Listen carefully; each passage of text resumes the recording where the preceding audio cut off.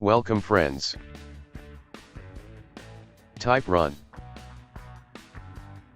And then type gpedit.msc.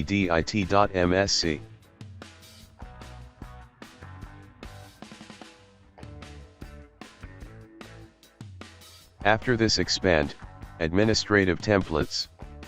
Then expand system. Then click Ctrl plus Alt plus Delete. Double click, to remove Task Manager. Click, Not Configured option.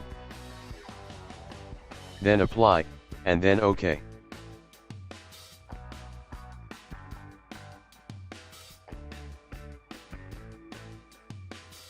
First type run.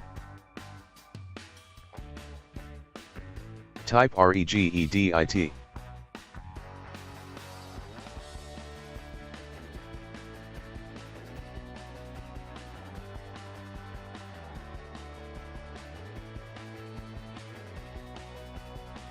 Click Edit and then Find.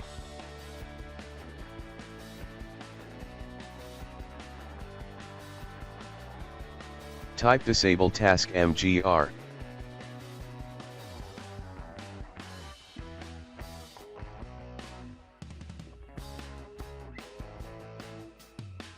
Thanks friends.